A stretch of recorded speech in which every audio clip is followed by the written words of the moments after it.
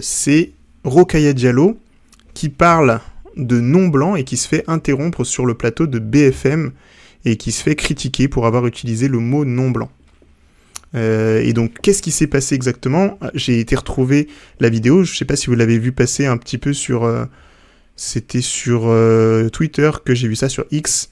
C'était Je dis ça, j'ai rien qu'à poster. Elle a dit personne non blanche et tout le plateau est parti en vrille. Donc moi je me suis dit, ah ouais, c'est la rentrée et ça commence direct sur des attaques autour du mot non blanc. Donc j'ai été voir un peu plus de contexte parce que là la vidéo dure 3 minutes 36. Je vous mets le tout début pour que vous voyez un peu la vibe. Attendez, voilà. Les personnes non blanches en France n'ont pas besoin de Jean-Luc Mélenchon pour savoir que Marine Le Pen est un danger pour eux. Et là, les personnes non blanches, mais enfin, pardon.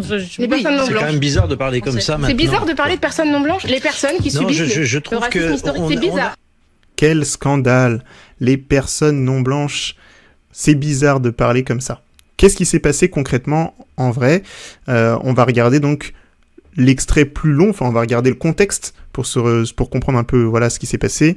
Et donc ça se passe le 12... Non, ça a été publié le 12 septembre, mais en fait c'est une interview qui date du 11 septembre dans l'émission Julie jusqu'à minuit, je crois, qui est diffusée sur BFM TV. C'est pourtant assez clair et évident. Bah oui, les personnes non blanches, tout est dans le mot et voilà quoi. Donc en fait, le sujet de cette séquence, c'était bien sûr revenir sur l'affaire Ruffin vs Mélenchon. Et donc il y avait cette fameuse citation de Mélenchon qui était affichée sur BFM et qui disait « Il faut mobiliser la jeunesse et les quartiers. Là se trouve la masse des gens qui ont intérêt à une politique de gauche. Tout le reste, laissez tomber. » Alors, qu'est-ce que je pense de cette phrase ? Il y a eu pas mal de choses qui ont été dites. J'ai entendu que c'était pas... En fait, en réalité, c'est pas la ligne...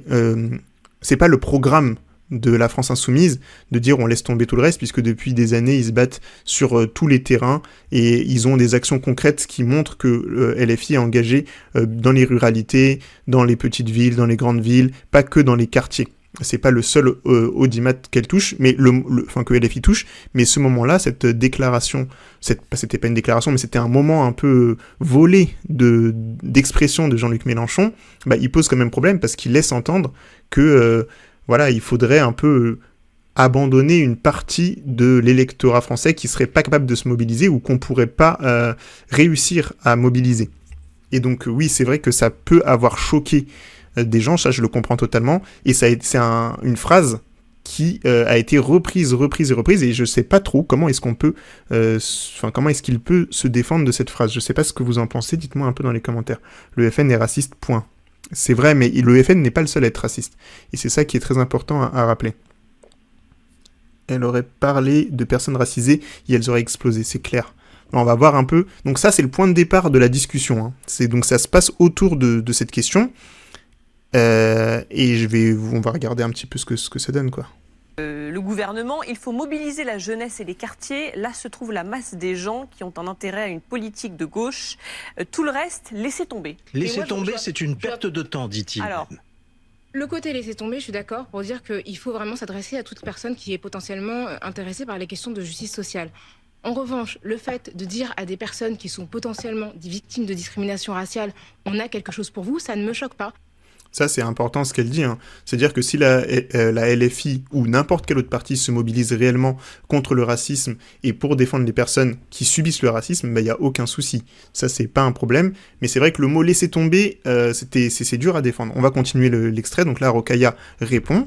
Si vous allez voir, si vous avez un programme qui permet, par exemple, aux personnes transgenres de vivre une inclusion dans la société française et qu'on va les voir en leur disant on vous propose quelque chose, ça ne me choque pas. Mais là, lui, il dit on va se concentrer que là-dessus. Ce qui me choque, effectivement, c'est de se concentrer sur une partie de la population. Mais... Et en fait, le truc qui est intéressant, c'est qu'il a dit les quartiers et les jeunes.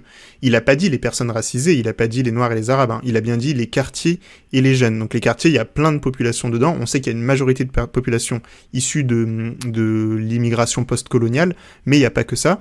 Et les jeunes, c'est une masse très diverse de la population. Il n'y a pas que des personnes racisées chez les jeunes. Donc voilà, c'est pas la manière dont il le dit, c'est pas un truc communautariste. C'est quelque chose d'assez large et global en réalité. Et je pense que ça s'adresse aussi à quelqu'un qui essaie de séduire au moment où il le dit, où en gros il dit t'inquiète, on pense à toi, quoi. Mais c'est quand même maladroit.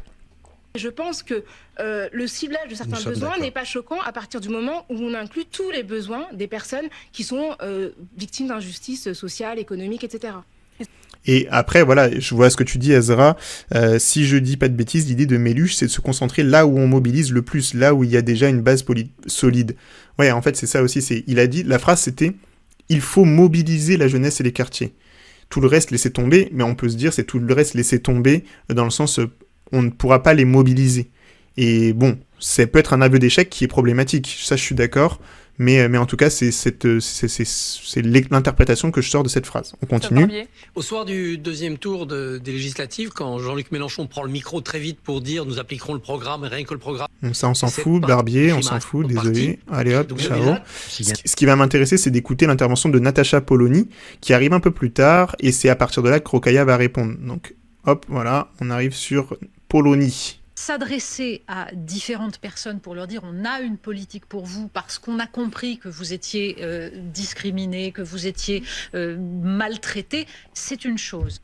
Ouais, bah ça, on est d'accord, mais c'est même pas on a compris que vous étiez discriminés et maltraités, c'est on aimerait lutter contre le racisme parce qu'on pense que c'est un des poisons qui détruit la société. Vous voyez, la différence, c'est que dans la manière dont elle présente les choses ici, ça montre l'aspect discrimination et l'aspect victime, donc c'est-à-dire qu'elle nous place les personnes racisées en tant que victimes ou les personnes de quartier populaire. Nous serions des victimes et la gauche s'intéresse à nos problématiques pour nous aider en fait, alors que pour nous le problème c'est le racisme en tant que tel qui est un des éléments sur lequel il faut se battre de manière structurelle. Ça veut dire que c'est pas simplement qu'on est des victimes de racisme et qu'on aimerait être, je sais pas, soigné, dorloté ou quoi que ce soit. C'est vraiment qu'il faut casser ce mécanisme qui est au cœur du fonctionnement de la société française, mais en général de la société capitaliste occidentalisée. Et c'est ce système qu'on essaie de casser. Et ça, c'est quelque chose de plus large que juste prendre la défense des personnes racisées. Donc ça, c'est juste parce que la manière dont elle parle, c'est comme si c'était de la protection, un peu une sorte de paternalisme et aussi de victimisation de notre côté.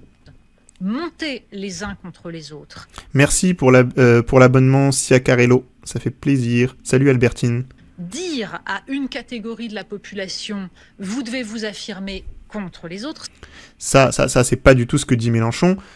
Dire à une partie de la population, vous devez vous affirmer contre les autres, ça c'est une dinguerie quand même. Ce n'est pas du tout la même chose. Donc là, Rokhaya répond bien, concrètement, quand est-ce qu'il a dit ça ? C'est pas du tout le discours de Mélenchon. Et moi, je suis pas un mélenchoniste particulièrement. Là, je dis juste ça vraiment parce que c'est faux. Et qu'en fait, ce qui me pose problème, c'est que, encore une fois, on est au menu, c'est nous les personnes racisées qui sommes au menu d'un débat qui concerne plusieurs hommes politiques blancs, donc Mélenchon, Ruffin, et après tout le monde qui s'en empare, il y a Hollande qui s'en est emparé, tout le monde s'en est emparé. En fait, c'est des hommes politiques blancs qui débattent, comme d'hab, de sujets qui touchent de personnes racisées, et nous, on est encore une fois au menu, et c'est sur nous qu'on va taper au final, dans tous les cas, des deux côtés. Donc je continue. Nous sommes le peuple, voilà. Les autres non. Ouais, bah lui, je sais pas ce qu'il raconte, en fait. Nous sommes le peuple, les autres non, mais à quel moment ? Et attends, ce qu'elle va dire est encore pire après. Et la Nouvelle-France, le concept même de Nouvelle-France, en effet, je voulais juste... La Nouvelle-France, le concept de Nouvelle-France. Mais à quel moment il y a un concept de Nouvelle-France ? Alors peut-être que je le connais pas, dites-moi dans les commentaires si vous avez vu Mélenchon parler de la Nouvelle-France avec un concept qui serait les personnes des quartiers populaires ou les jeunes qui seraient la Nouvelle-France face à la vieille France, je sais pas, c'est qui ? C'est les blancs vieux ? Bon, dites-moi si c'est un vrai concept, peut-être que je ne le connais pas. Vous me dites non, mais je suis ouvert. J'ai dit j'accepte et mon cœur reste ouvert, comme on dit sur TikTok. Ok. Donc là, elle dit le concept de la Nouvelle-France. Moi, c'est marrant parce que la Nouvelle-France, c'est le nom qu'on donnait aux colonies d'Amérique du Nord, tout ce qui est le Canada, Louisiane, etc. Il y avait le nom Nouvelle-France dans le premier empire colonial. Donc je trouve ça drôle de reprendre ce mot-là en se disant que Mélenchon est en train de le produire et que c'est un problème. Justement, moi aussi le citer parce qu'il est révélateur et qu'il signifie quelque chose, un message envoyé à ceux qui n'en font pas partie. Ceux qui ne font pas partie de quoi de la France, vous êtes sérieux ? Genre en gros, c'est comme si c'était un contre-nationalisme. On est en train de définir c'est quoi la Nouvelle-France ? C'est quoi ? C'est les grands remplaçants en fait, c'est ça ? On va changer radicalement ce qu'est la France ? Bon. Et c'est ça qui est profondément dangereux avec le discours. J'aime beaucoup. Vénère la modération, tu veux dire quoi ? Tu veux dire que la journaliste est très modère bien le truc ? De Jean-Luc Mélenchon, c'est qu'il n'est absolument pas universaliste, et surtout... Alors voilà, là il est temps de présenter Natacha Polony, parce que c'est important. Qui est-ce qui parle ici? Natacha Polony, elle vient de dire, le problème de Jean-Luc Mélenchon, c'est qu'il est absolument pas universaliste. Tintintin. Ça, c'est l'arme principale de Natacha Polony et des gens de son camp, qui va être de défendre une forme d'universalisme républicain hérité de la période coloniale. Et je vais faire une vidéo qui va sortir très prochainement, à la fin du mois, sur cette question un peu laïcité, universalisme, etc. Qu'est-ce que c'est que l'universalisme républicain colonial? C'est une forme, en fait, c'est la manière dont la France s'est pensée capable, à elle seule, de manière assez autocentrée, d'avoir des valeurs universelles qu'elle pouvait imposer au reste du monde. Et en fait, cette logique, elle a permis de faire quoi? Dans le cadre de l'empire colonial, elle a permis de dire, nous sommes laïcs, nous avons telle et telle valeur, donc il y a des valeurs qui sont associées à la République, et vous, les indigènes, vous ne partagez pas ces valeurs, en plus vous êtes moins civilisés que nous, vous ne pouvez pas vous adapter à ces valeurs, vous ne pouvez pas les embrasser, ça ne fait pas partie de votre culture, on va vous la diffuser, mais puisque vous n'y êtes pas encore, vous n'avez pas le droit au même traitement que ceux qui ont accès à cette civilisation, à cet universalisme, à cette capacité de penser l'universel. Et donc, cette idée d'universalisme républicain, elle a servi à justifier le fait que les indigènes soient soumis aux colons dans le cadre de l'empire colonial. Je vais faire une vidéo sur cette question, et notamment sur la question des indigènes musulmans en Algérie, qui sortira à la fin du mois. Donc là, je vous fais un beau teaser, j'espère que vous serez nombreux et nombreuses à la regarder. Et il y a des articles sur ce sujet, il y a un livre de Dino Constantini, qui s'appelle « La mission civilisatrice ». Attendez, je vous montre ça en même temps. Dino Constantini, mission, hop. Voilà, c'est un livre qui s'appelle « Mission civilisatrice », qui revient bien sur toute cette manière dont la pensée de l'universel a été appliquée dans le cadre de la mission civilisatrice française. Je vous recommande ça. Et donc oui, je disais Natacha Polony, elle, c'est une personne qui défend vraiment cette idée-là, et c'est aussi une dame qui se dit de gauche, parce qu'elle parle de gauche quand elle en parle, mais tout le monde est à peu près d'accord pour dire que c'est une femme de droite, ou alors si c'est une gauche très très très à droite, et qui est à cheval sur les questions laïcité, universalisme, mais au sens, en réalité, islamophobe, surtout, et qui est à la direction éditoriale de Marianne, un magazine dont je vous montre quelques-unes, attendez. En 2021, comment les obsédés de la race colonisent la culture. C'est une dinguerie de faire ça quand même. Hein. Colonise. Genre, juste parler d'histoire coloniale, tu sais, tu peux faire plein de livres, tu peux faire plein de trucs, tu peux passer un siècle à parler d'histoire coloniale, mais t'en parles juste pour dire que c'est les obsédés de la race qui colonisent. C'est vraiment la pensée du grand remplacement, c'est un truc de ouf. Merci Ben Arcane, ça fait plaisir. Désolé si j'ai raté d'autres abonnements. J'ai pas regardé le chat là. Polony a été en procès sur une négation de génocide Tutsi. C'est vrai ça. Droite très très très à droite. C'est la gauche antovène. Bah ouais, c'est ça, c'est exactement ça. La gauche antovène, mais c'est même pas la gauche ce truc. Je sais pas... Nouvelle-France Mélenchon, 6 les 9, tu as quelque chose, tu as une source, tu as quelque chose à nous dire? Autre truc de Marianne, 2020, la France est-elle raciste? Là, c'est écrit tout petit, donc vous pouvez pas lire, mais il y a écrit « Oui, il y a eu des bavures. Oui, l'ascenseur social est bloqué. Mais les nouveaux antiracistes se plantent. » Mais wesh. Et vous voyez toute cette idée des nouveaux antiracistes, les censeurs, tout ce truc qui vise à dire que... C'est un peu comme la pensée du féminisme. Vous avez, dans les courants réactionnaires et de droite, vous avez cette idée qu'il y aurait eu un vrai féminisme et un vrai antiracisme dans les années 90-2000 qui a réussi ses missions. Donc avoir l'égalité, sortir de certaines formes de domination, etc., l'égalité salariale, etc. Bon, je pense que c'est pas arrivé, hein, mais eux, ils disent que c'est bon, l'égalité salariale est là, l'égalité homme-femme, l'égalité raciale est là, et que maintenant il y aurait un néo-féminisme et un néo-antiracisme qui seraient des formes trop radicales, qui poussent le bouchon trop loin, et qui, en fait, c'est un peu genre des monstres nés avec Internet, et d'une sorte de forme de radicalité trop extrême. Alors qu'en réalité, ce qu'on dit aujourd'hui, en tout cas les gens comme moi ou les gens de notre camp, c'est qu'on reprend en fait des idées et des discours et des positions qui ont été énoncées dans les années 70 ou les années 80 souvent, ou même avant, les années 60, je pense à des personnages comme Frantz Fanon, Colette Guillaumin, etc. C'est ces années-là. Et c'est leurs discours qu'on est en train de réutiliser et qu'on est en train de faire remonter.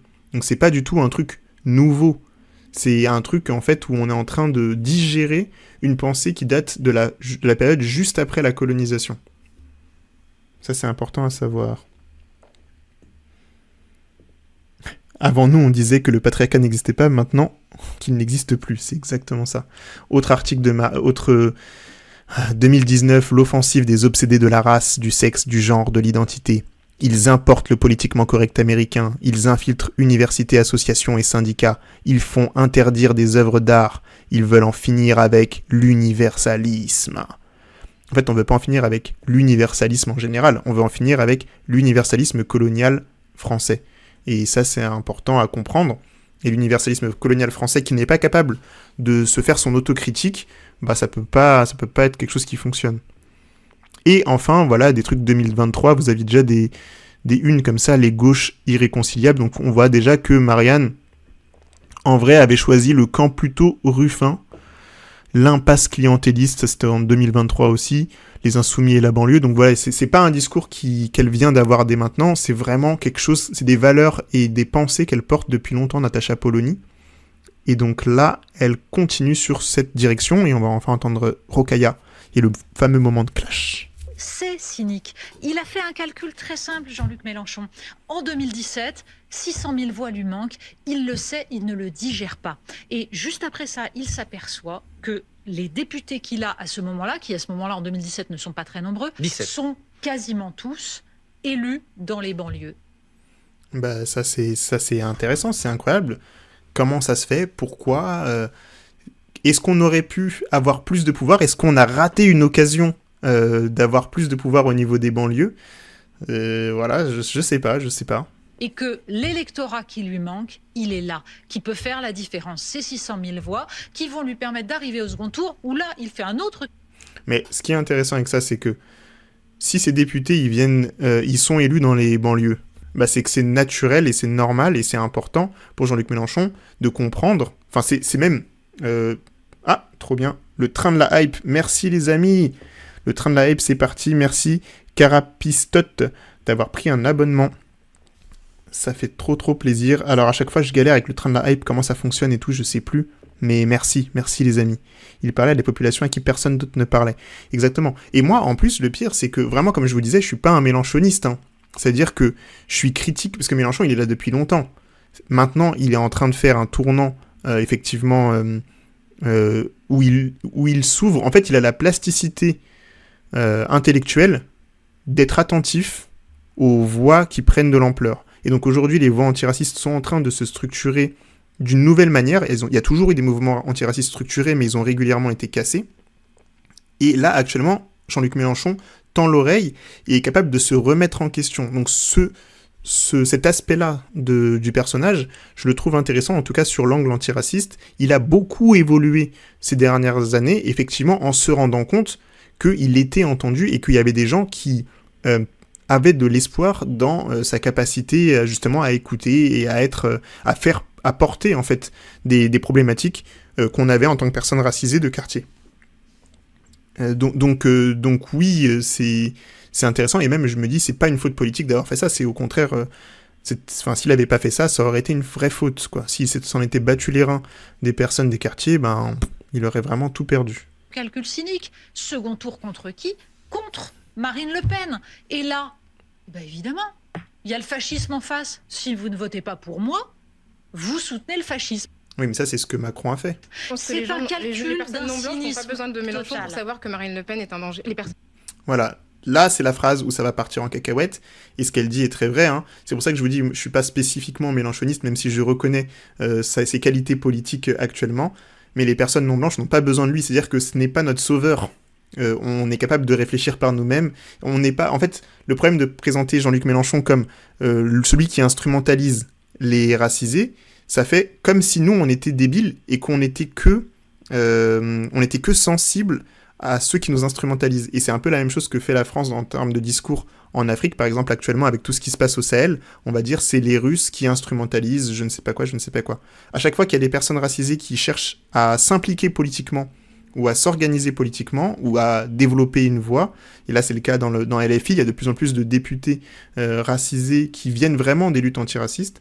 Chaque fois que ça arrive, on fait comme s'il y avait le pantin, enfin le maître, le puppet master qui nous manipulait. Et donc c'est pour ça qu'elle dit ça, les personnes non blanches n'ont pas besoin de Mélenchon pour savoir que Marine Le Pen est un problème. Vous voyez ce que je veux dire ? Ça donne encore le rôle central du combat à Mélenchon. C'est un peu la même pensée que touche pas à mon pote. Les personnes non blanches en France n'ont pas besoin de Jean-Luc Mélenchon pour savoir que Marine Le Pen est un danger pour eux. Et là, Les personnes non blanches, mais enfin, pardon. Les personnes non blanches. Merci Sandeladrine pour l'abonnement. Les personnes non blanches, c'est quand même waouh. En fait là, elle a essayé de la couper. Je sais pas ce qui lui a pris passer par la tête. Elle savait pas quoi dire. Elle a décidé de couper quoi. C'est bizarre de parler comme ça maintenant. C'est bizarre de parler de personnes. C'est bizarre de parler comme blanches, ça. Les personnes qui subissent je le trouve racisme historique, c'est bizarre. on a quand même drôlement changé. On a quand même drôlement changé. Alors, en fait, la question, c'est qu'est-ce qu'elle aurait dû dire, Rokhaya Diallo, là ? Comment est-ce que tu parles d'une personne qui n'est pas blanche ? Tu dis les personnes de couleur ? Ou bien les personnes racisées ? Là, elle tente un nouveau truc, les personnes non blanches, parce que si elle avait dit racisées, tout le monde aurait pété un plomb, ils auraient dit « Ouais, tu parles de la race, je sais pas quoi ». Donc là, elle essaie de dire non blanche en se disant peut-être c'est un truc chill, ça va passer. Et on l'attaque aussi sur ça. C'est-à-dire qu'elle doit dire quoi ? Elle doit rien dire. En fait, c'est... Ouais, voilà, comment tu parles des gens si c'est pas le cas ? Sachant que, plus tôt dans cette émission, dans une autre partie de l'émission où il parlait de l'affaire Mazan, lui, là, celui qui est en train de dire ça, il a bien dit les Noirs, les Arabes. En fait, il n'y a pas de problème avec ça. C'est juste que là, ils ont décidé de l'interrompre. Ils ont décidé de ne pas la laisser parler. Oh, 100%, le train de la hype. Incroyable. Merci beaucoup, les amis. Merci Modip pour le sub. Merci. Autrefois, on parlait des uns et des autres sans les qualifier sur leur couleur de... Mais ça, c'est un ouf. Autrefois, on parlait des uns et des autres sans les qualifier sur leur couleur de peau. Mais le racisme, ça vient d'où ? Il y a eu des années, c'est l'histoire des vidéos que j'ai faites récemment, l'histoire du racisme. Le racisme, ça a été construit vraiment par la société occidentale coloniale, enfin par les différentes sociétés coloniales occidentales, avec les Noirs, qu'est-ce que c'est qu'un Blanc, qu'est-ce que c'est qu'un Noir, qu'est-ce que c'est qu'un Asiatique, qu'est-ce que c'est que... etc. Il y a toute la classification raciale, elle a été construite, et on a toujours parlé depuis l'époque coloniale, c'est-à-dire depuis le XVe siècle, on parle de race. Donc lui, quand il nous dit « avant, on faisait pas ça », t'es en mode « mais dans quel avant ?» Parce qu'à l'époque des Black Blanc Beurre, on disait bien déjà les races. Hein. À l'époque d'avant, on le disait encore plus. Et ça fait encore ce truc de néo, vous voyez, c'est comme si c'était Rokhaya qui ramenait la question raciale dans l'espace politique, ou dans l'espace médiatique. Alors que pas du tout. La question raciale, c'est vous qui l'avez construite. Enfin, c'est vous. C'est nous en tant que société française, parce que je vais pas faire comme si j'étais pas français. Mais voilà, c'est l'histoire de France. Après, c'est pas moi, c'est pas les Noirs qui ont inventé le noir blanc. Je le dis quand même, c'est bien les Blancs, dans le cadre de la domination coloniale blanche, ce qu'on appelle suprématie blanche. Savoir qu'une personne est discriminée, vous la définissez ? Bonne question, qu'est-ce que tu fais ? Non, je suis désolé, je pense que la compétence, je pense que les qualités individuelles ne sont pas liées à la couleur de peau et ça me gêne dans... Donc vous voyez, là il a retourné complètement le truc, il a dit les compétences, etc. ne sont pas liées à la couleur de peau. Bon, ça n'a absolument aucun rapport avec le débat qui est en train d'avoir lieu, déjà premièrement. Mais deuxièmement, ça fait comme si Rokhaya avait dit que les compétences avaient un rapport avec la couleur de peau. Enfin, en fait, on est en train de partir dans quelque chose qui n'a rien à voir, qui n'a aucun sens, parce que eux deux, ce qu'ils ont décidé, c'est la faire passer pour une raciste, peu importe ce qui arrive, et du coup, ils sortent des phrases qui ne sont même pas cohérentes avec le contexte. Et c'est quand même ouf, ça. Ça le gêne bichon. Les Blancs, quand c'est d'autres qu'eux qui parlent de race et de couleur, ils paniquent. Ah, mais c'est un truc de fou, ça. En plus, le truc qui est ouf, c'est qu'elle a dit les non-blancs. Entendre parler de racisé, ça me fait pas... Ah, tu vois, il a dit, vous parlez de racisé, alors qu'elle a justement pas dit racisé. Elle a fait l'effort de vous épargner vos oreilles sensibles en disant les non-blancs. Ça me met mal à l'aise. Ça me met mal à l'aise, oh le pauvre. En fait, ce qui est intéressant avec cette question de blanc, racisé et tout, c'est que moi, perso, donc, je suis perçu comme un homme noir, mais En vrai, de mon point de vue, noir, ça n'existe pas réellement. Ça veut dire que quand tu vas en Afrique, tu vas au Congo, tu vas en Côte d'Ivoire, t'as des peuples, t'as des gens, mais qui ne se perçoivent pas comme « je suis noir ». Ils vont se percevoir par rapport à leur religion ou leur famille ou ce qu'on appelle ethnie, entre guillemets, mais leur peuple, en réalité, les langues qu'ils parlent, etc. C'est ça qui va les définir. La notion de noir, elle arrive dans le cadre de la colonisation au moment où il y a justement la rencontre entre des Européens et des Africains, mais que les Européens vont développer un système d'exploitation esclavagiste des Africains, et du coup là on va dire il y a des blancs et des noirs, puisque ça explique la hiérarchie entre les deux. Donc c'est à ce moment-là, donc il y a le livre Un monde en nègre et blanc qui explique très bien cette histoire. C'est à ce moment-là que l'idée de noir et de blanc arrive.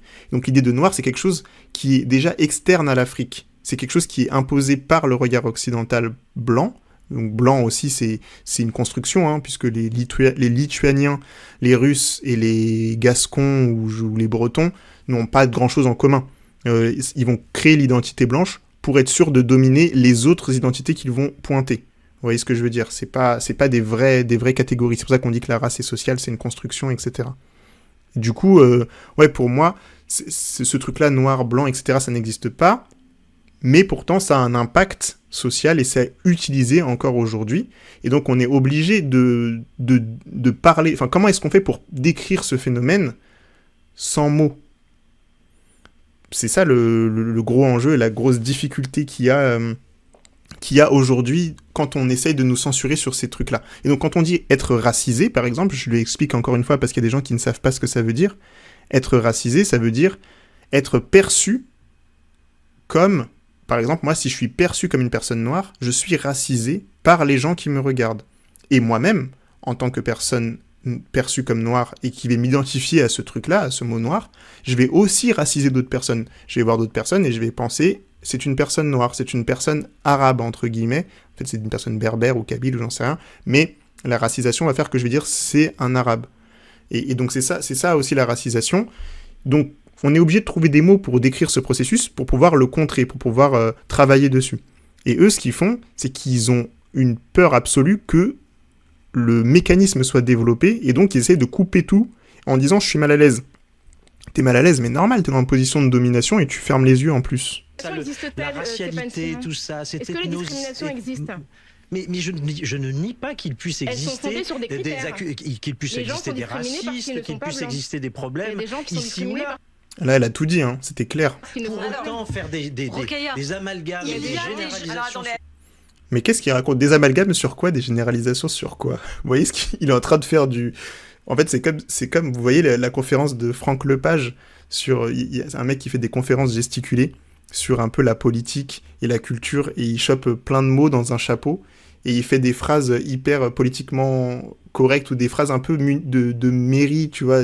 Il lit un mot, il dit « il faut que la jeunesse puisse s'organiser avec... » Enfin, j'en sais rien, tu vois, il lit plein de mots comme ça. Et là, c'est ce qu'il est en train de faire. Il dit des mots random, qui sont des mots politiquement corrects dans le cadre de BFM ou de l'extrême droitisation de la France, et du coup, il se dit « ça va passer ». Mais en fait, il sait pas de quoi il parle, en fait. Il est en train de se noyer, le pauvre. Limite, il faut non-assistance à personne en danger. Attendez, écoutez-vous, parce que...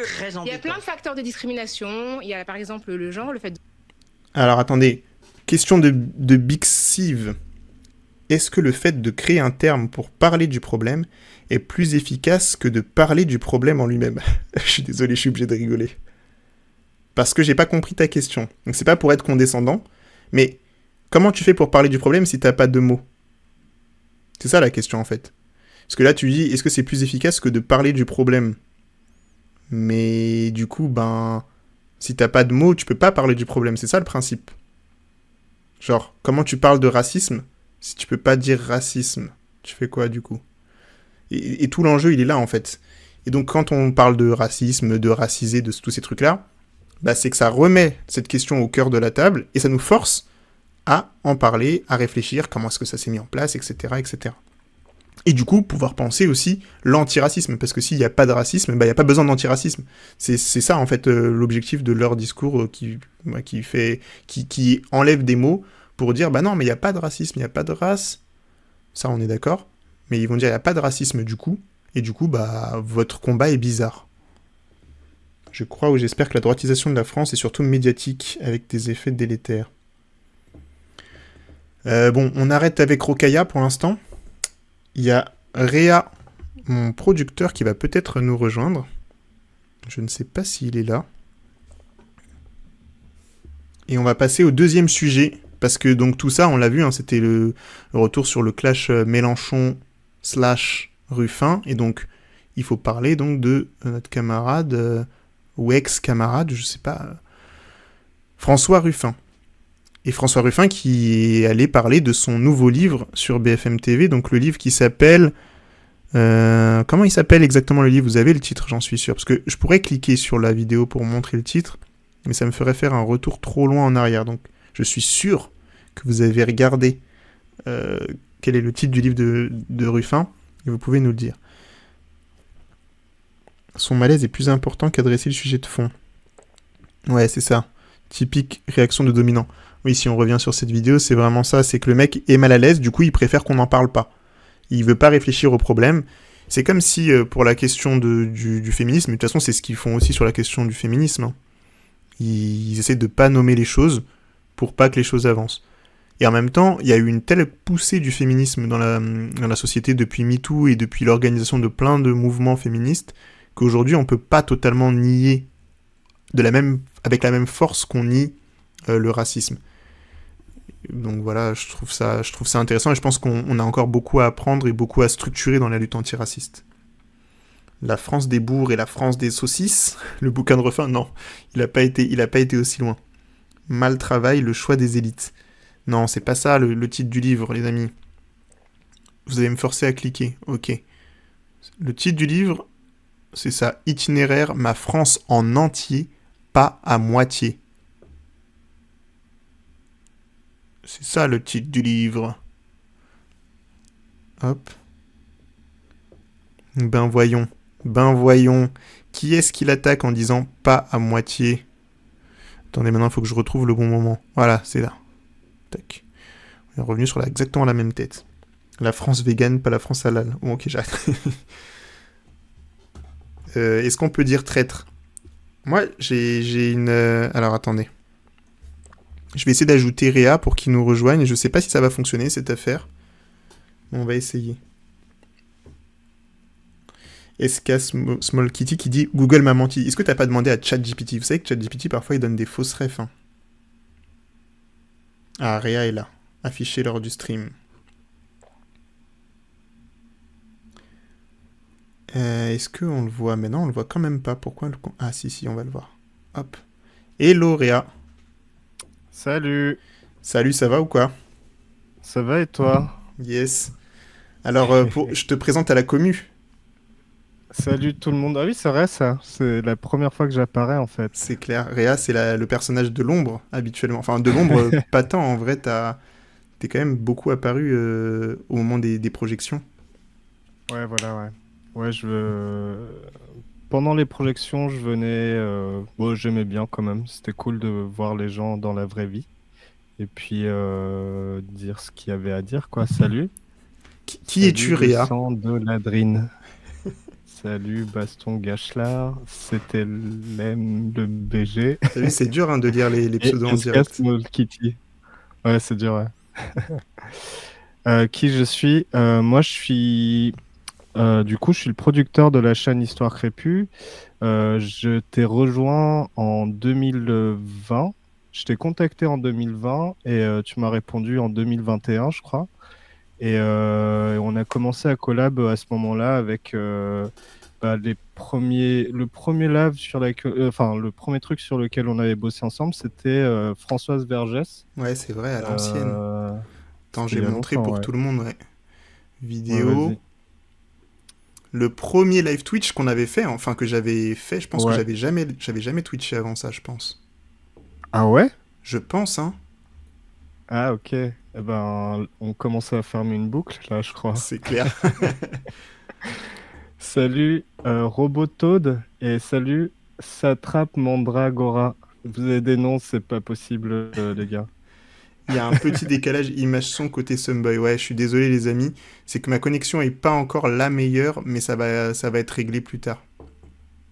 Ouais, merci Baston Gachelard. Bah ouais, c'est ça. Du coup, moi je viens pas du tout de l'audiovisuel et j'ai fait une école d'ingé en aéronautique. Mais il y a un petit mais, c'est que j'ai rencontré des gens et j'avais des potes qui étaient dans le cinéma et avec qui je me suis bien entendu. Et c'est avec eux que j'ai commencé à faire des choses, dont un truc qui s'appelle l'Atelier 7. Et c'est Attends, avec ça que je t'interromps pour dire merci Oh, vas-y, vas-y. Samuel X. Ah ouais, Merci pour le sub. Samuel XX. Merci. Et ouais, c'est avec eux que j'ai commencé à faire des trucs un peu cool, dont l'Atelier 7. Et c'est ça qui nous a permis d'avoir tout le matériel, là, par exemple, pour faire ce live-là avec Françoise.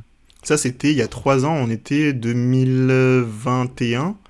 Et c'était je crois que ça devait être mon premier live Twitch. Est-ce qu'il y en a qui me suivaient déjà à ce moment-là, qui nous suivaient déjà? Ou est-ce que vous êtes arrivés plus tard? Yep, Bercelune. Ah ouais, il y a des vieux, il y a des Trop anciens. bien. Merci. Merci de la Drine. Merci pour votre fidélité. Ça, c'était l'époque où on se lançait et on voulait faire un show. Mais on va y arriver un jour On avait mis vraiment les moyens pour ce live-là. On va arriver un jour à revenir à un format aussi quali pour des live Twitch incroyablement qualitatifs, quoi. Bon, on est quand même dans un live Twitch quali actuellement, mais voilà. Non mais oui, c'était bien parce qu'il y avait des musiciens. Ouais. Comment ils s'appelaient? C'était Eden Tinto Collins et Nicolas Worms. Il y avait Safia Fierce qui nous avait fait une vidéo. Safia, elle avait fait ça. On avait Françoise qui réacte en direct sur Safia Fierce. Si vous suivez pas Safia Fierce, allez voir ce qu'elle fait. Il y a écrit son nom là. Ouais, elle est bien. Et ouais, non mais c'était cool. Mais on va le refaire bientôt, je pense. Enfin, bientôt. On tease ou on tease pas? Non, on tease pas. On réfléchit à des choses. On réfléchit à des choses qui arrivent, les amis.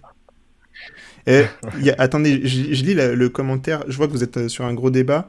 Big Sieve, ok, mais si tu ne peux pas donner une définition claire d'un mot, tu te retrouves avec un mot valise. Pour la racisation, le terme n'est pas clair et sous-entend que voir une diversité est la raison qui mène au racisme. Non, c'est pas du tout ce que sous-entend racisation.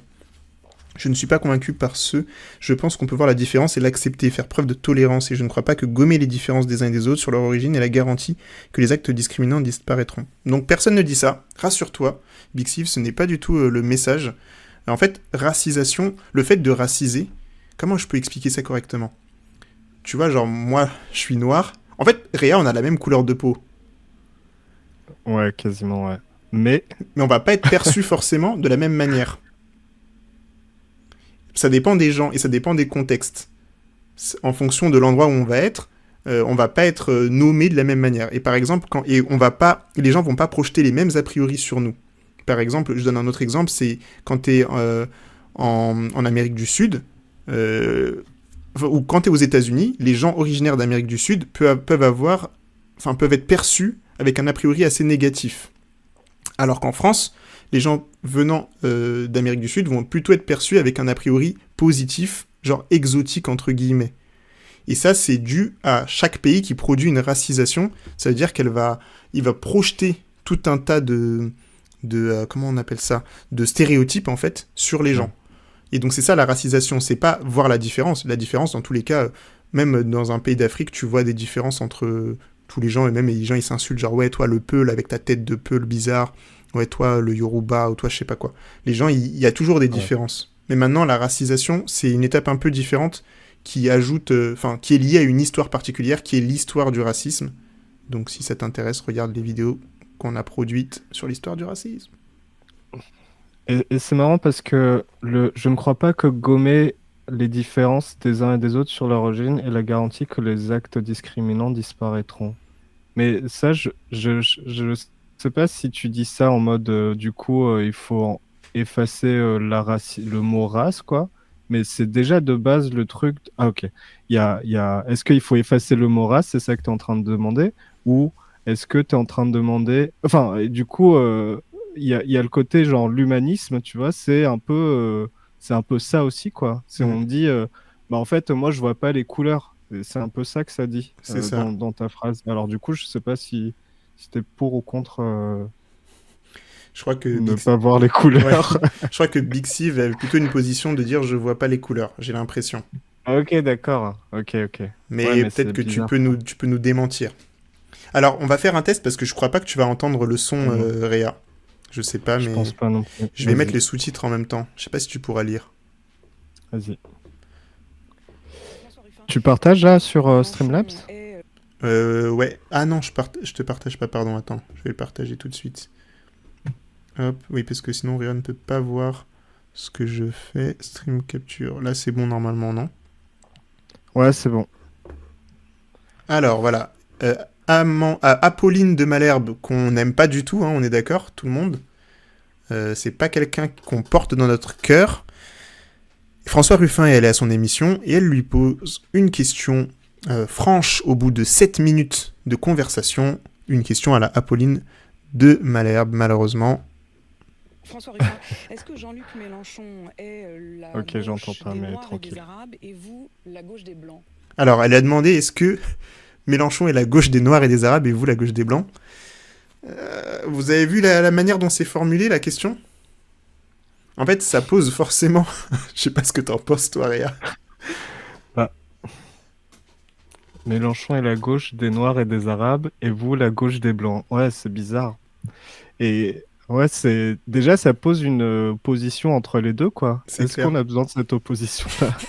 En fait, ce qui est intéressant, c'est qu'elle place directement Ruffin comme le gars qui... En fait, elle place tout sur l'angle de la race directement, et comme si...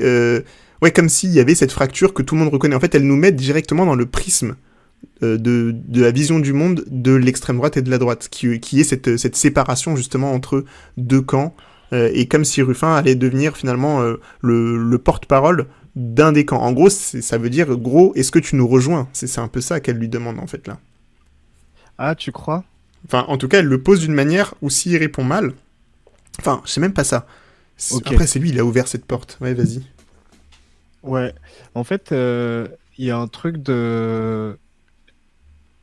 Est-ce que c'est le sauveur des Blancs de la gauche? Tu vois ce que je veux dire? Ouais. Et contre l'extrême droite qui veut aider les Blancs, tu vois, mais auquel elle veut peut-être pas s'associer. Je sais pas si elle veut s'associer quand même à l'extrême droite, mais tu vois, est-ce que c'est pas le Glucksmann, quoi, mais un peu plus à gauche encore, mais qui parle pas des Noirs et des Arabes, quoi. Ouais. Ou le Roussel, hein, c'est la stratégie Roussel, comme disait... Ou Roussel, ouais. Ouais, Bernard. Ouais, c'est vrai. Vas-y, on écoute. Vas-y.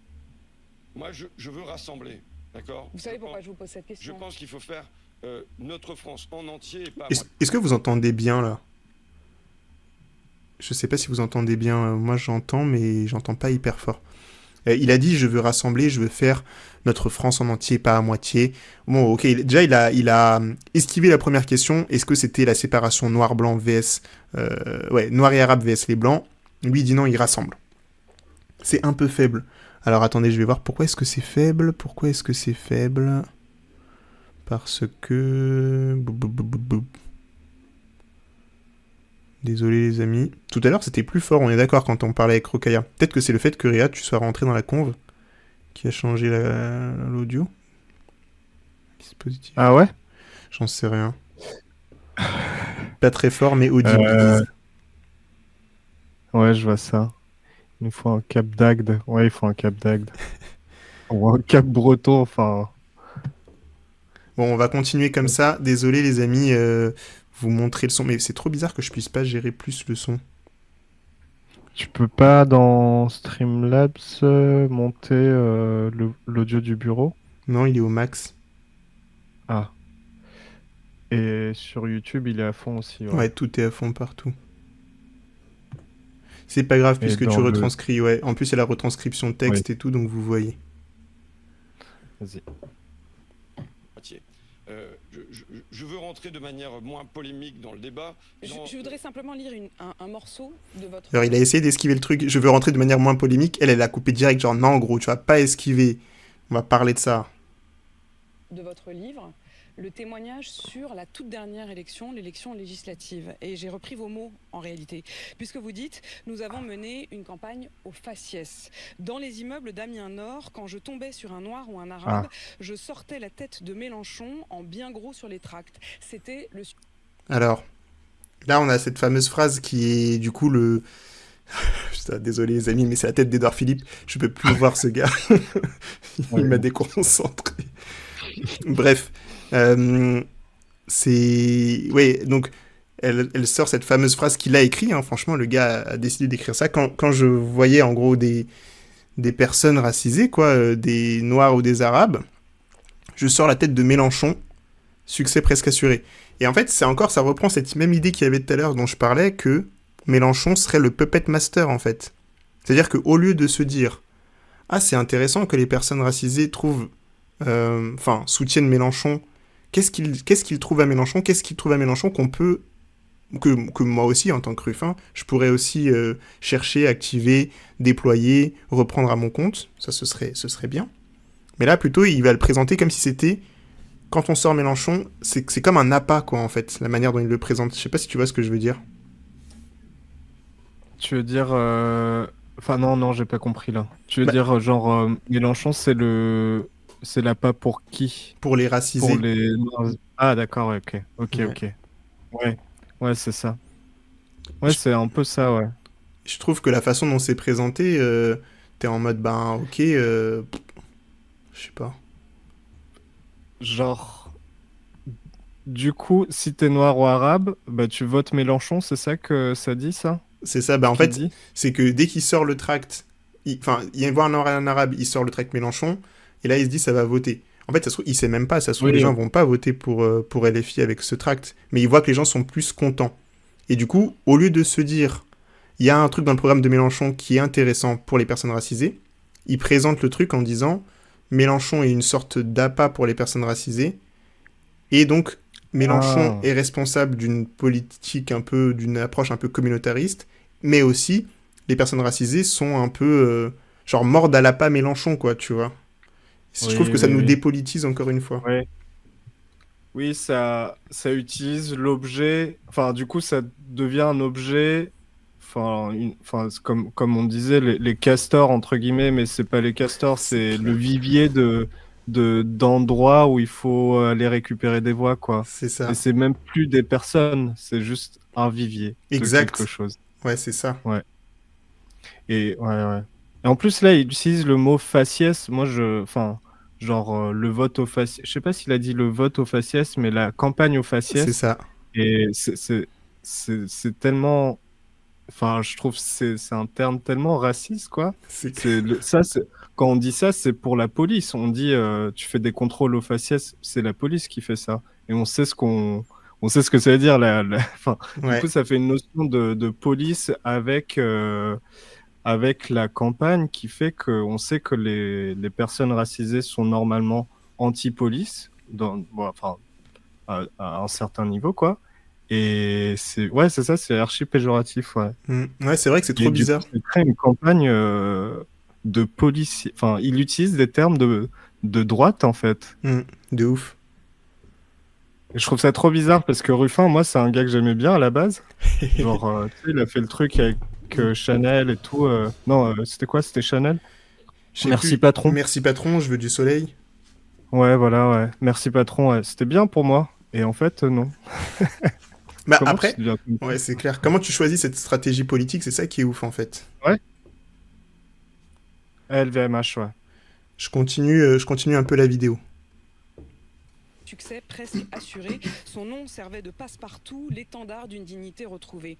Mais son nom servait de passe-partout, l'étendard d'une dignité retrouvée. Wow. Dès qu'on tombait sur un blanc, pas seulement dans les campagnes, même dans les quartiers, ça devenait un verrou. Alors ça, c'est la campagne d'il y a 2 ans. Hein, c'est important qu'il recontextualise. C'est important qu'il recontextualise, c'est la campagne d'il y a 2 ans, c'est pas le truc actuel. Mais je trouve ça... En fait, je me dis... C'est vraiment... Je comprends que Ruffin soit en désaccord avec Mélenchon. Et moi, perso, je suis plutôt d'accord pour le fait qu'il y ait plusieurs lignes politiques à gauche et que j'attends pas de Ruffin d'être raccord sur tout. Mais le fait de jouer sur cette question raciale à ce moment-là de la campagne, à ce moment-là d'où en est la France politiquement avec le racisme, et je me dis, c'est hyper... Enfin, ça veut dire qu'il a fait vraiment un choix de se rapprocher de la solidarité blanche plutôt que de travailler ce qui est le cœur, le moteur de l'extrême droite, c'est le racisme. Et au lieu de travailler ça, il se raccroche, il essaie de rattraper les derniers wagons de la solidarité blanche. Et je trouve que c'est... Ouais. Et attends, il y avait une vidéo de... Je sais pas si vous avez vu la vidéo de... Comment il s'appelle ? Tao Khan. Je vais essayer de la retrouver. Et là, ma connexion marche pas bien. Attends, c'est quoi ? Non, mais t'inquiète.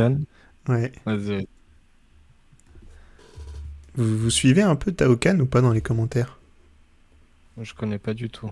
J'avais regardé une vidéo de lui en Twitch il y a pas longtemps. Il fait vraiment du bon taf. La stratégie raciste, sortie il y a 2 mois.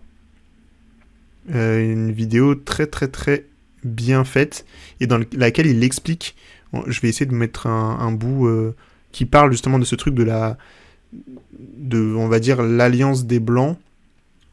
En gros, le fait que même les prolétaires blancs préfèrent s'allier avec des patrons blancs au sein du pacte national blanc. Donc c'est-à-dire que là, il y a d'un seul coup toutes les classes qui se rassemblent pour lutter contre l'étranger, contre la personne racisée extérieure. Et ça, c'est forcément un truc qui dérive vers de l'extrême droitisation et une forme de fascisme, en fait.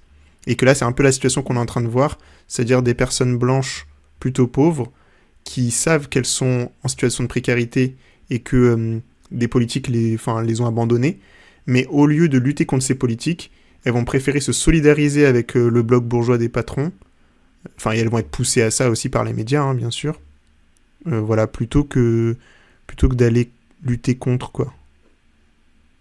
Attendez, je vais voir si je trouve un extrait. Non, je trouve pas. C'est remettre au centre des discussions la race, quoi, en fait. Ouais. Et oublier complètement la classe et... Ouais, ok. De ouf. Alors qu'on sait... Alors ça fait... Alors qu'on sait que... Ah non mais vas-y, je crois que tu lances une vidéo, là. Non, je la lance pas. En fait, je sais pas où chercher exactement. Ok. Alors que ouais, je sais pas, ça me paraît tellement évident que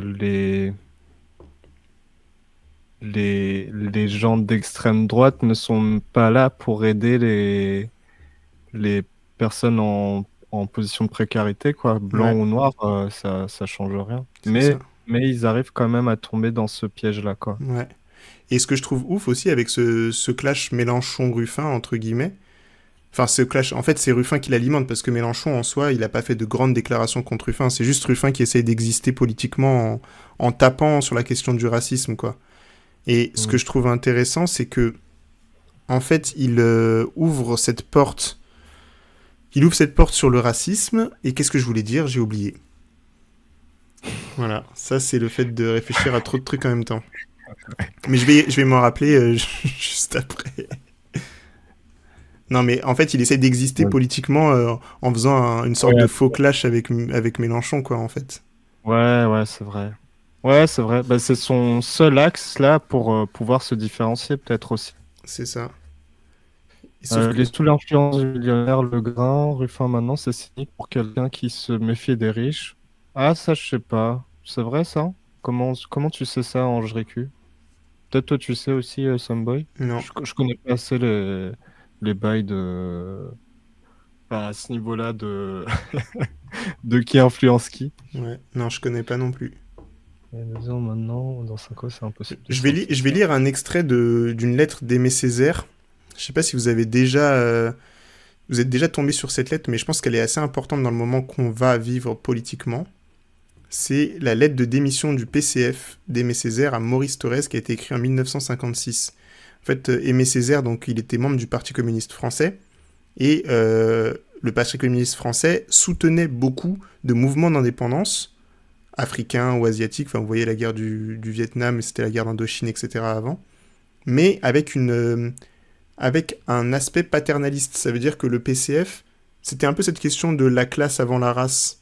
Donc le PCF, en fait, soutenait les indépendantistes du moment que le PCF pensait qu'ensuite les indépendantistes allaient se rallier au PCF, en fait, et à cette lutte des ouvriers, des prolétaires dans le monde. Sauf que dans les anciennes colonies, il n'y avait pas vraiment d'ouvriers et de prolétaires. Enfin, ça fonctionnait pas comme ça parce que c'était un système colonial, et donc il n'y avait pas des grosses usines avec la transformation des matières premières, etc. C'est plus des trucs limite, c'est de l'exploitation limite comme à l'époque monarchique, quoi, genre des serfs, en fait. Enfin, c'est pas le même type d'oppression et même de classe sociale. Genre, c'est pas une classe prolétaire en soi. Et du coup, les personnes colonisées, elles avaient une lecture un peu différente. Elles étaient, oui, pour l'émancipation, pour l'autonomie plus proche des idées communistes et tout, mais elles n'étaient pas pour autant communistes au sens de la Russie et tout. Et donc, il y avait vachement un clash où les militants communistes ou le Parti communiste disaient on veut pas que vous fassiez passer la question raciale avant la question sociale. Donc ça, c'est vraiment un truc qui est depuis longtemps dans l'histoire de la gauche et de l'extrême gauche vis-à-vis des personnes racisées. Ok. Et du coup, là, ouais, voilà, il y a quelques morceaux. Je vais lire un petit bout. En même temps, qu'est-ce qu'il y a ? Ruffin va faire une dinguerie bien pire dans la suite de l'interview en parlant de Crépol. Ah ouais, on va avancer après dans l'interview. Et juste un petit truc, j'ai vu Totem là qui était passé. Ouais. Et salut Totem, quoi. C'était juste pour lui dire bonjour, ça fait longtemps que je l'avais pas vu. Bonjour salut, Totem. C'est Réa, le prod. C'est vrai, les gens ne te connaissent pas. Qui es-tu ? Oui, c'est Réa, ouais, c'est moi. Qu'est-ce que vous pensez de la première intervention de Réa dans le live Twitch, dans son premier live Twitch sur Histoire Crépue ? Parce qu'il y en aura d'autres, mais on les organisera mieux, parce que là, c'est le tout premier, mais... Pourtant, la fin des serres en Russie. King. Je finis à tantôt. Salut, ciao Bernard Harper. Très quali, merci. Bon, là, j'arrive. En fait, si, mais ils l'ont mis trop... Bon, je vais vous lire juste un petit mot. Inventons le mot, c'est du fraternalisme, car il s'agit bien d'un grand frère qui, imbu de sa supériorité et sûr de son expérience, vous prend la main d'une main hélas parfois rude pour vous conduire sur la route où il sait se trouver la raison et le progrès. Or, c'est exactement ce dont nous ne voulons pas, ce dont nous ne voulons plus. Nous voulons que nos sociétés s'élèvent à un degré supérieur de développement, mais d'elles-mêmes, par croissance interne, par nécessité intérieure, par progrès organique, sans que rien d'externe vienne gauchir cette croissance, ou l'altérer, ou la compromettre. Bref, je vous lis c'était cette petite phrase parce qu'il parle de fraternalisme, où il va vraiment justement commencer à critiquer cette espèce de gauche de grand frère, cette attitude fraternaliste. Donc c'est pas que paternaliste, mais on est ensemble, mais en fait on est le grand frère quand même. Qu'à la gauche toujours sur les mouvements antiracistes, anticolonialistes, etc. Mathilda, salut. Coucou dans l'intérêt de l'intersectionnalité des luttes et des réflexions entre la lutte contre le capitalisme et le racisme dans ce cas-là. Ouais, bien sûr. On continue l'interview. Ouais. Avec des tracts, parfois avec Jean-Luc Mélenchon, d'autres fois. Je le dis, oui, et c'est un souci, je l'ai éprouvé comme une honte quand j'en venais à faire ça. Alors l'autre point important, c'est, il a dit, je l'ai éprouvé comme une honte quand j'en venais à faire ça. Et Réa a disparu. Et en fait, l'idée de la honte, ça remet aussi le truc sur le discours moral, en fait. Genre, finalement, Mélenchon, le camp mélenchoniste, le camp qui distribue des tracts faciès, est un camp qui n'est pas si moral que ça. Et ça pose un peu cette question, ce combat, genre, qui est le vrai raciste ? Est-ce que c'est pas Mélenchon qui est le vrai raciste en étant communautariste ? Ou est-ce que c'est Ruffin qui est le vrai raciste ? Mais et ça c'est ce que je voulais dire tout à l'heure, dans tout ça, nous, on est où ? En fait, c'est un combat entre deux gauches blanches, en soi, deux hommes politiques blancs de gauche, très importants et influents, qui se rejettent la faute sur qui est le plus raciste. Bon, même si Mélenchon n'est pas trop rentré dans le game, j'avoue, c'est plus Ruffin qui active cette carte. Et encore une fois, on est au menu. Nous, les personnes racisées, on est au menu d'un truc sur lequel, en fait, on est le sujet de discussion, mais on ne nous entend pas. Et j'aimerais bien, moi c'est ça mon espoir, et pour l'instant c'est LFI, le courant mélenchoniste de LFI qui l'a fait le plus, de faire rentrer des personnes antiracistes mobilisées dans vraiment les arcanes du pouvoir. Et je me demande ce que Ruffin propose quand il dit qu'il veut rassembler, etc. Ok, mais si tu te débarrasses de la ligne Mélenchon, il reste qui comme personne racisée dans ton parti? Comment est-ce que c'est quoi le lien? Comment est-ce que tu noues le contact avec nous, en fait? Bah, j'ai pas l'impression qu'il a un programme pour ça. Et donc, en fait, il va juste se retrouver avec un truc blanc. Donc, je continue. Ouais. Malheureusement, je me confiais à mes camarades qui me disaient, mais on fait la même chose. Et nous retrouvons à l'Assemblée nationale, le récit est venu de tous les députés de 2 campagnes différentes, d'une campagne menée dans les quartiers qui était bien différente de la campagne menée dans les... Et d'ailleurs, Jean-Luc Mélenchon... Mais ça, c'est normal. Il dit 2 campagnes différentes, une menée dans les quartiers, une menée dans les... Mais ça, il y a Clément Viktorovitch qui avait déjà réact à cette interview en disant, bah ouais, c'est normal. Et c'est comme quand tu vas dans un quartier riche de Neuilly, bah tu fais pas la même campagne que dans un village d'Auvergne, en fait. Enfin, les campagnes sont différentes en fonction des publics auxquels tu t'adresses. Ça, c'est évident. Mais lui, d'axer le truc sur les personnes racisées, alors qu'en plus, on n'est même pas nombreux. C'est ça le truc. On n'est pas aussi nombreux que les personnes blanches. On n'est pas un danger, tu vois. Genre, imagine, Mélenchon, il a toutes nos voix. Il gagne pas, hein. C'est quoi son problème? Non. Mais ouais, mais ce que je comprends pas, c'est... Du coup, j'ai l'impression qu'il est contre les... Du coup, là, la manière dont il discourt, là, c'est qu'il est contre les personnes racisées. Ou j'ai pas compris. C'est bizarre, non, la manière dont il amène ce truc-là. Et ça fait que on se dit, est-ce que... à quoi il joue, quoi? Je comprends toujours pas, en vrai. C'est trop bizarre comme move. Bah ouais, il essaye de dire qu'il veut rassembler, mais en fait, je pense qu'il fait vraiment une rousselle, en fait.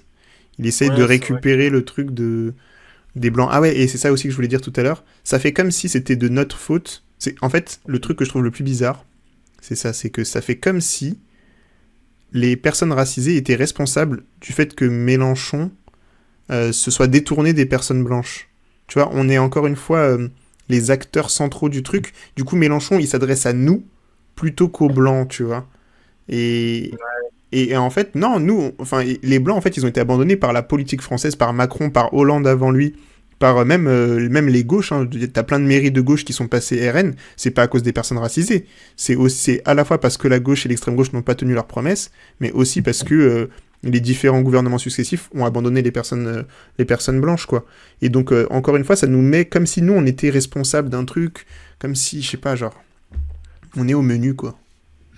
Ouais, mais parce que au tournant, enfin au deuxième tour, il a fait, enfin Mélenchon et la gauche a fait appel aux personnes racisées, au quartier et tout, et du coup ça a dû vriller dans sa tête en se disant bah non mais attends, Mélenchon il parle plus qu'aux personnes racisées là, attends, et les autres ils sont où? Alors que de base c'est le combat, enfin, c'est le point de débat de base de l'opposition, quoi. C'est dire, on n'en veut plus de ces personnes-là, et c'est juste une sorte de rappel, enfin, de remise en position, quoi, face à l'extrême droite, quoi. Ouais. Mais après, alors, attends, il y a Satrap Mandagora qui disait « Elle n'est nulle part au pouvoir, l'extrême gauche », mais je pense à des municipalités. Moi, je viens de Gennevilliers, par exemple. Les communistes, ils ont été au pouvoir pendant longtemps. Après, est-ce qu'on peut encore appeler ça extrême gauche ou pas? Chacun gère son truc. Mais pendant longtemps, les communistes ont été au pouvoir à Gennevilliers, par exemple. Moi, la cité du Luth, ça nous empêchait pas d'avoir des gros hélicoptères qui survolaient la cité en mode blocage de toutes les rues. Enfin, tu vois, genre, ça aussi, les gens, ils s'en rappellent. Après, c'est vrai que dans les ruralités, je sais pas à quel point il y avait des mairies d'extrême gauche. Mais après, ce que tu disais, Réa, attends, j'avais un truc à dire en plus, et j'ai oublié. Sur... Non, vas-y, on va passer, tu trouveras. Ouais. En quelque sorte l'assume, puisque ce samedi, dans le cortège des manifestations, s'adressant à une manifestante, il a eu ces mots: il faut mobiliser la jeunesse et les quartiers, là se trouve la masse des gens qui ont intérêt à une politique de gauche, tout le reste on laisse tomber. Et il dit même c'est perdre son temps. est-ce que c'est perdre son temps que de parler aux éboueurs d'Abbeville qui se lèvent à 4h du matin et qui viennent de perdre leur prime? En fait, ce que je trouve assez ouf, c'est que c'est comme si il essaye d'exister en taclant les autres. Alors qu'il pourrait, plutôt que de dire Mélenchon ne vous parle pas, il pourrait juste dire vas-y, moi je vous parle. Et il développe un vrai discours qui parle, tu vois. Parce que là, je pense pas que les gens vont le prendre plus au sérieux. Et je sais pas, il y avait un commentaire qui disait dès que tu tapes sur Mélenchon, du coup, ça permet de se faire inviter sur les plateaux. C'est exactement ça, ouais. Ah, on a perdu Réa. La collab cam s'est arrêtée.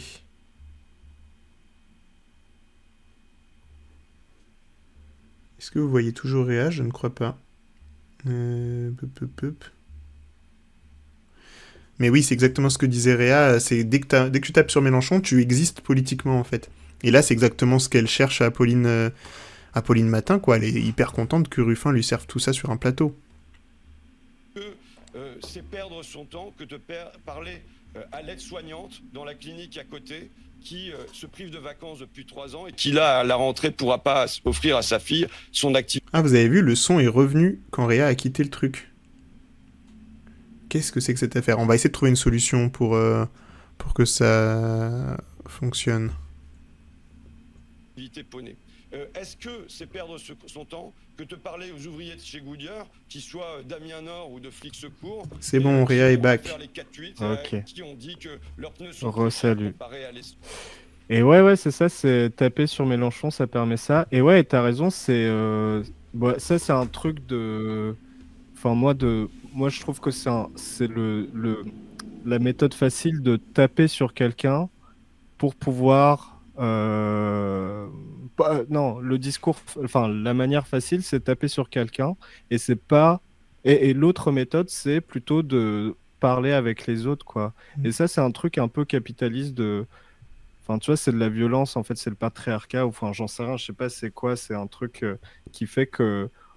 Le plus facile, c'est de casser plutôt que de construire des choses. Et du coup, là, lui, il est en mode, vas-y, je casse les autres trucs. Et après, pour me construire moi, quoi. Ouais. Après... Pour me solidifier, ou j'en sais rien, je sais pas exactement. Et après, je trouve qu'il y a quand même autre chose, c'est que moi, je suis chaud aussi d'ouvrir une critique sur la ligne de Mélenchon, où je pense que il y avait... Enfin, déjà, quand même, il n'a pas assez axé son discours sur les personnes blanches et rurales, ça c'est vrai. Je pense qu'ils auraient pu développer beaucoup plus fort cette approche, même dans les sorties médiatiques qu'ils ont fait. Ça a été très... Enfin, le choix qu'ils ont fait était très marketé quartier, ça c'est quand même réel, et ça peut faire peur dans le sens où... Enfin, ça peut faire peur, même, je veux dire, en tant qu'antiraciste, ça peut faire peur dans le sens où... La gauche a déjà plein de fois essayé d'acheter les votes antiracistes ou de choper des votes antiracistes sans réellement mettre en place des programmes. Et c'est un peu ce qu'on a senti ou ce qu'on a vécu pendant le moment où on nous a appelé au vote pour le NFP. Et d'ailleurs, avec Réa, du coup, c'est pour ça qu'on a participé au front antiraciste populaire. C'est le fait qu'on appelle les racisés au vote à un moment donné. On se réveille d'un coup en faisant plein de signes vers les racisés parce qu'on sait que nos voix sont précieuses, et donc je pense que la ligne Mélenchon, ça a été un peu la stratégie qu'ils ont fait, mais ça va pas non plus fonctionner longtemps, parce que les racisés, on regarde les faits, et là où moi j'ai confiance, enfin, ce qui me donne un peu confiance dans la ligne Mélenchon, on va dire, c'est que j'ai l'impression qu'il y a vraiment eu des ouvertures réelles à des députés racisés, antiracistes, et j'ai confiance que ces personnes-là réussiront à faire des choses en interne. Mais c'est pas Mélenchon en tant que tel que je dis ouais, c'est le sauveur des racisés, quoi. C'est ça c'est toujours ça le problème, quoi. Ouais, ça c'est l'autre mythe aussi qu'on nous fait croire que t'as un seul sauveur, tu vois, et que c'est une seule entité qui, enfin, c'est Jésus-Christ, c'est le prophète, ou j'en sais rien, c'est une personne qui doit porter toutes les bonnes valeurs, et du coup on se concentre sur Mélenchon, mais en réalité oui, t'as raison, pour moi c'est pas non plus Mélenchon, c'est plus l'ensemble des gens qui sont autour de lui qui permet ça, quoi. On avance, et après on passe à Inoxtag, parce que quand même on va terminer ce live en parlant d'Inoxtag, qu'est-ce qu'on peut dire sur la nouvelle vidéo d'Inoxtag? Mais donc on avance un peu, on se met encore 5-6 minutes sur Ruffin, et puis on passe à Inox. Est-ce que c'est perdre son temps que de parler aux vigiles de Securitas qui étaient à mon premier meeting et dont 7 sur 8 étaient en contrat à durée déterminée? Ça fait mal de voir ça. Attends, on va avancer parce que après il va parler de Crépol. Nous, c'est cette partie-là qu'on va pouvoir recommenter. Vous racontez de l'intérieur une forme de clientélisme politique. Vous parlez... Et là, je trouve ça intéressant. Elle dit, vous racontez de l'intérieur une forme de clientélisme politique. Et je me dis, c'est une dinguerie pour une fois qu'on existe dans le discours politique, pour une fois qu'on voit des racisés mobilisés. Ça y est, c'est du clientélisme politique, ça y est. En fait, c'est quoi? Il faut juste pas s'adresser à nous. Genre, si on n'existe pas, là, c'est bon. Tout le monde est tranquille. S'il y a des racisés qui s'appliquent, là, on est en mode, clientélisme, attention, grand remplacement, danger. J'ai l'impression qu'en fait, c'est voir des racisés politisés, c'est ce qui fait le plus peur en France. Et surtout structuré, organisé. Ouais, carrément. Vous parlez même d'ethnicisation au fond du Rassemblement. Attends, elle a dit, vous parlez même d'ethnicisation au fond Rassemblement National. Et France Insoumise ethnicise le rapport. National, comme la France Insoumise, ethnicise le rapport à l'injustice sociale, c'est-à-dire un clientélisme à la fois social et ethnique. Un clientélisme social et ethnique, vous osez le terme, vous osez le mot.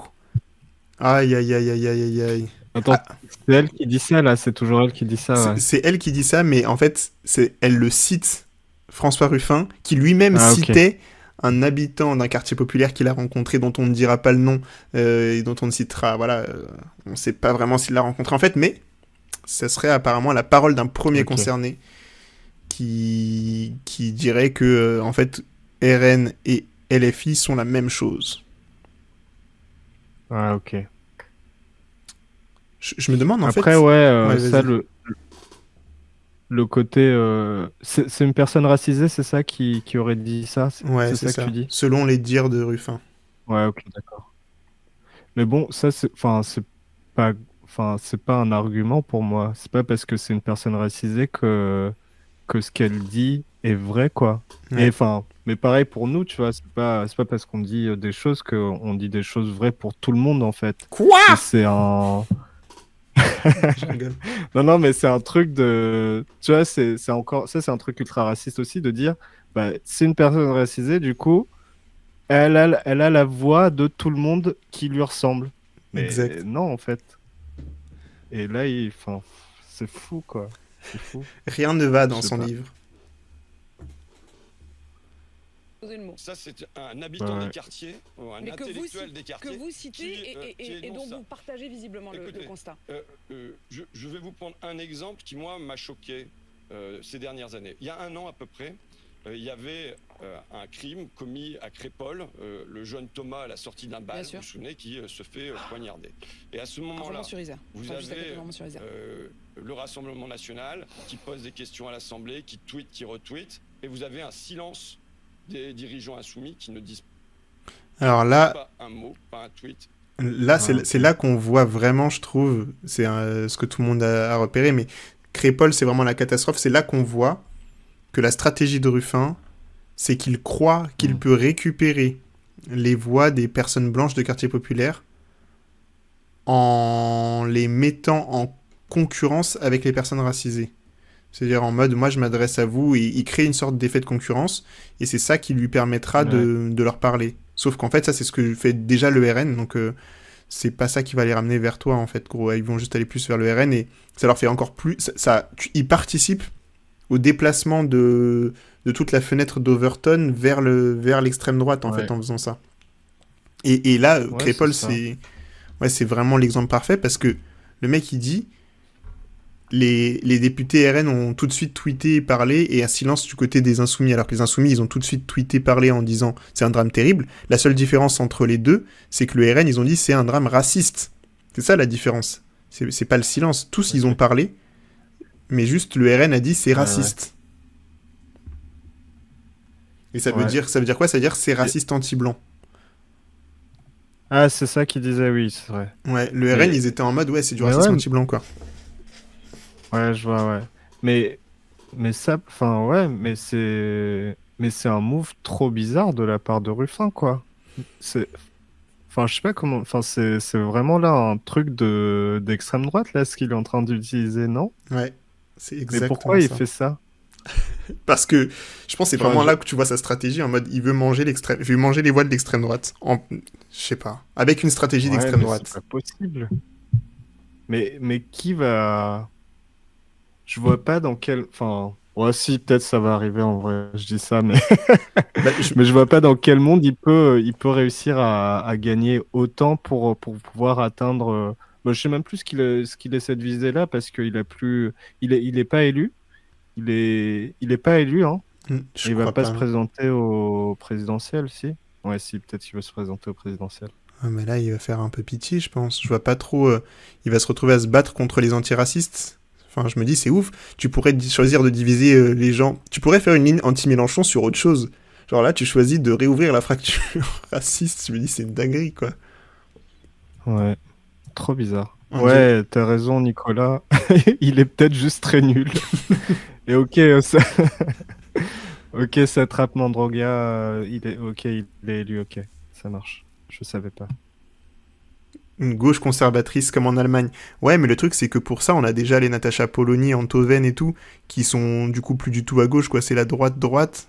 Là, je sais pas qu'est-ce qu'il va aller...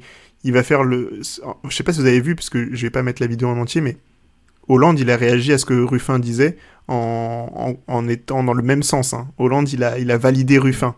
Je me dis, quand on arrive là, waouh, quel échec. Quel échec. Ouais. Ok, bon bah, on finit sur Ruffin, je pense, c'est bon, on l'a assez entendu. Ouais. Il veut les voix de Roussel. Ouais, c'est exactement ça. Ouais. Ok, bon bah voilà, c'est bon pour Ruffin. On lui ferme, sa bouche. Sorry. Et on passe.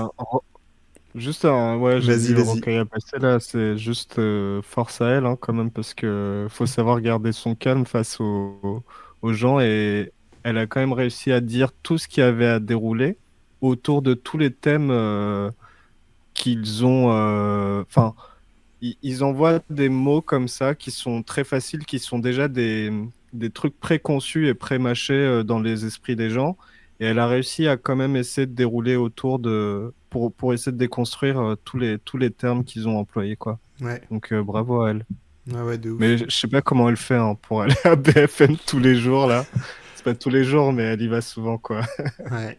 Moi, ce qui me surprend, enfin, ça me surprend pas, mais ce qui est vraiment visible, c'est à quel point il lui coupe la parole. Dès qu'il sent qu'elle va dire un truc intéressant, il coupe avec des interruptions random qui font que, genre, ça te déboussole, en fait, ça te fait perdre ce que tu veux dire parce que tu comprends pas pourquoi l'attaque arrive. Et c'est vraiment une stratégie. Ouais. Et ensuite, ils disent rien, en fait. C'est un truc de ouf. Ouais, ils disent rien. Mais elle arrive quand même à... Tu sais, c'est des mots au hasard et qui déboussolent, comme tu dis, mais elle arrive à retenir les mots et à dire... Et à dire le contre-argument en direct et très rapidement à chaque fois. C'est clair. Elle est trop forte. Elle est vraiment trop forte. Nicolas qui dit « Elle doit avoir des thunes et un certain confort bourgeois pour supporter ça. » Alors, c'est sûr que... C'est sûr qu'elle n'est pas la plus précaire du monde, Rokhaya, et que BFM, ça peut payer. Après, je ne sais pas à quel point elle est payée. Mais justement, c'est le sujet du confort social, des thunes, des trucs comme ça. Donc, ça me permet de faire une transition incroyable. Vous avez vu ce DJ transition Twitch sur le sujet que vous attendez tous et toutes. Ouais. Inoxtag. Est-il... Qu'est-ce que ça peut être quoi ? J'allais dire, est-il raciste, mais c'est pas trop de ça qu'il est accusé. Non. Est-il pourri gâté ? Est-il un... Ah, attendez, regardez ça.